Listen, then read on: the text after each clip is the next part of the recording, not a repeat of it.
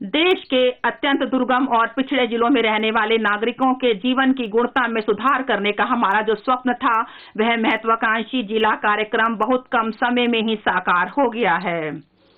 95% जो 112 जिले हैं, उनमें बहुत ज्यादा प्रगति हुई है 3 क्षेत्रों में: स्वास्थ्य, पोषण, वित्तीय स्थिति और आधारभूत अवसंरचना।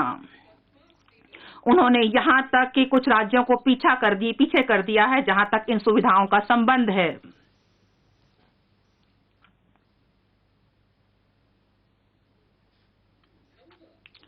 हालांकि इन जिलों के कुछ ब्लॉक्स अभी भी पिछड़े हुए हैं। 2022-23 में इस कार्यक्रम के अंतर्गत इन जिलों के ऐसे ही ब्लॉक्स पर ध्यान दिया जाएगा। सीमावर्ती गांव, जहां की जनसंख्या बहुत ही छिटपुट है, उनकी कनेक्टिविटी और बुनियादी सुविधाएं भी बहुत ही सीमित हैं। विकास के लाभ से जो वंचित रह गए हैं, उत्तरीय सीमा के ऐसे ही गांवों को इस नए वाइब्रेंट विलेजेस कार्यक्रम के अंतर्गत शामिल किया जाएगा। यहाँ के क्रियाकलापों में गांव की बुनियादी सुविधाओं, आवास, पर्यटन केंद्रों, सड़क संपर्क, विकेंद्रित नवीकरण ऊर्जा की व्यवस्था है। दूरदर्शन और शिक्षण चैनलों के लिए डायरेक्ट टू होम एक्सेस की व्यवस्था और आजीविका सृजन के लिए सहायता दी जाएगी। इन क्रियाकलापों के लिए अतिरिक्त धन उपलब्ध कराया जाएगा। वर्तमान योजनाओं को एक में मिला लिया जाएगा। हम उनके परिणामों की विवेचना करेंगे और उनको लगातार मॉनिटर भी करेंगे। 2022 में 100% 1.5 लाख डाकघरों में कोर बैंकिंग सिस्टम चालू हो जाएगा, जिससे फाइनेंशियल इंक्लूजन संभव होगा और नेट बैंकिंग के माध्यम से अपना खाता देखा जा सकेगा। यहाँ मोबाइल बैंकिंग होगी और एटीएम की सुविधा भी होगी और डाकघर के खाते से बैंक खाते के बीच बैंक का और पैसे का ऑनलाइन अंतरण भी हो जाएगा। इससे विशेष तौर पर ग्रामीण क्षेत्रों में रहने वाले किसानों और वरिष्ठ नागरिकों के लिए इंटर ऑपरेबिलिटी और फाइनेंशियल इंक्लूजन की सुविधा उपलब्ध होगी।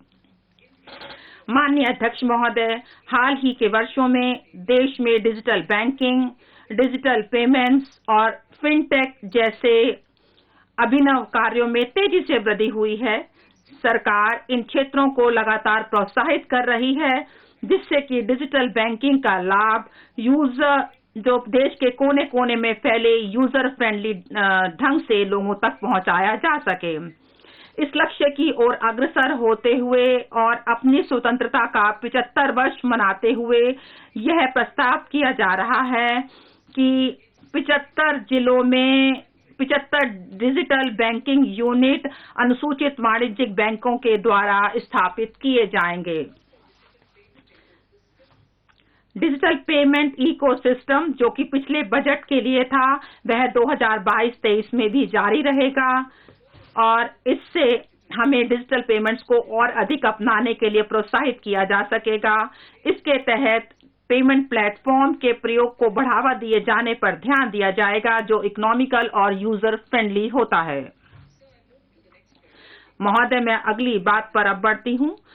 हमने हाल ही के वर्षों में देखा है कि 25,000 से अधिक अनुपालनों को कम कर दिया गया है और 1,486 संघीय कानूनों को खत्म कर दिया गया है। हमारी सरकार की यह प्रतिबद्धता को दर्शाती है। Minimum government and maximum governance की यह सरकार की जो मजबूत प्रतिबद्धता है, उसको दर्शाती है। इसके तहत हमने काम किया है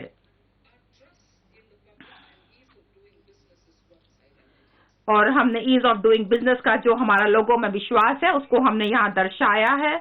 अब जो ईज ऑफ डूइंग बिजनेस है और 2.0 और ईज ऑफ लिविंग के दूसरे चरण को शुरू किया जाएगा। हम पूंजी की उत्पादक क्षमता और मानव संसाधन में सुधार लाने के लिए अपने प्रयास में राइट टू नो के स्थान पर राइट टू नो के सिद्धांत का और साथ ही साथ विश्वास आधारित शासन के सिद्धांतों का पालन करेंगे और इसमें आईटी सेतुओं के माध्यम से केंद्र और राज्य स्तरीय व्यवस्था के संयोजन, नागरिक केंद्रित सुविधाओं के लिए सिंगल पॉइंट एक्सेस और मानवीकरण तथा पारस्परिक व्यापक अनुपालन के समापन में निर्धारित होगी, ताकि हम इन सभी सुविधाओं को ठीक किया जा सके और इसके लिए हम नागरिकों की ज्यादा से ज्यादा सहायता लेंगे।